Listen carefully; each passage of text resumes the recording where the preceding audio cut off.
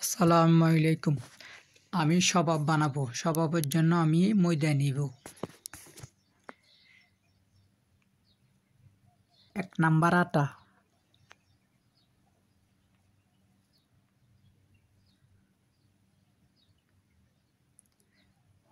1 number আটা নিচ্ছি 1.5 পট। পরিমাণ মতো লবণ দিব। সবাই চামচ দিয়ে লবণ ব্যবহার করে, আমি হাতে ব্যবহার করি, কারণ আমি চামচ দিয়ে আন্দাজ করতে পারি না লবণ, সেই জন্য হাতে লবণ ব্যবহার করি আমি। 1 কাপ চিনি দিছি, 1.5 কাপের কাছাকাছি দিছি চিনি।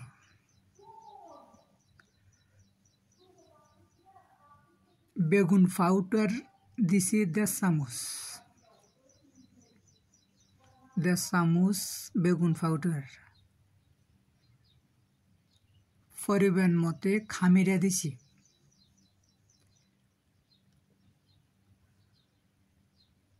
সাথে অল্প করে কালার মিক্স করছি।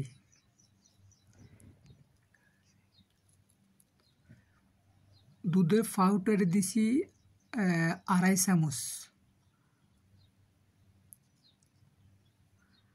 2.5 চামচ দুধের পাউডার দিছি। ময়দাগুলোকে পানিতে ভালো করে মিক্স করব। মিক্স করার পরে আধা ঘন্টা ঢাকি রাখবো, 30 মিনিট ঢাকি রাখবো ভালো করে।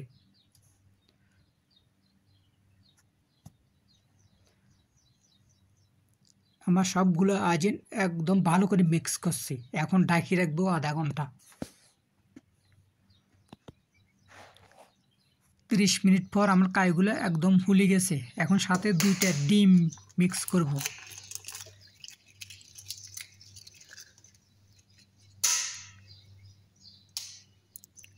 ডিমগুলোকে ভালো করে মিক্স করব, ভালো করে। আমি প্রথম ডিমটা ব্যবহার করি না, এই জন্য যে ডিমের এক ধরনের গন্ধ থাকে, সেই জন্য আমি বানাইবার আগে ডিমটা মিক্স করি। 4টা এলাচির পাউডার দিছি। এলাচির পাউডার দিলে একটা ঘ্রাণ আসে তখন। আমি এখন চুলা জ্বালাইছি, আমার এখন সবাব বানানোর তরতিব শুরু হবে।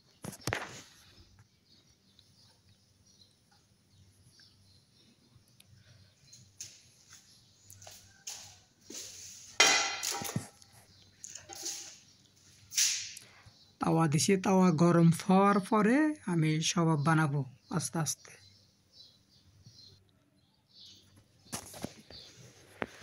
আমার তাওয়া গরম শেষ, এখন আমি আস্তে আস্তে খামির কাইগুলো তাওয়ার মধ্যে ঢালতেছি। কেউ কেউ সবাব বড় বানা, কেউ ছোট বানা, যার যেটা মর্জি। আমি এক তাওয়ার মধ্যে 7টা অথবা 8টা এই নিয়মে দিই।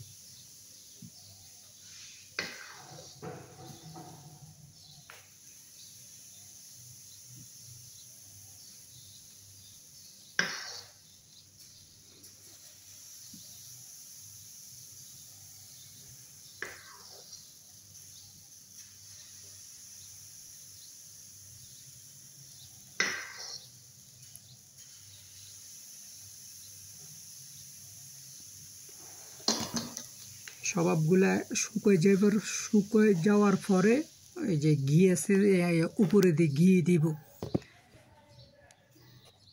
এখন ঘি লাগাবো, কিছুক্ষণ পরে আমি ঘি লাগাবো। শুকিয়ে গেছে, এখন ঘি লাগাবো। ঘি লাগানোর পরে এটা এই সবাবগুলোকে উল্টাই দিব সবগুলোকে। উপরে ফিটেও লাল হইতে হবে, নিচের ফিটের মতন।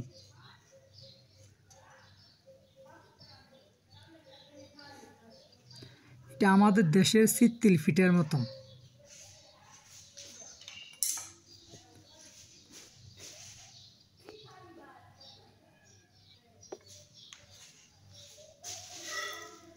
নিচের ফিট লাল হয়ে গেছে, এখন আমি সবগুলোকে উল্টে দিব। উপরে ফিটেও লাল করতে হবে সেম সেম।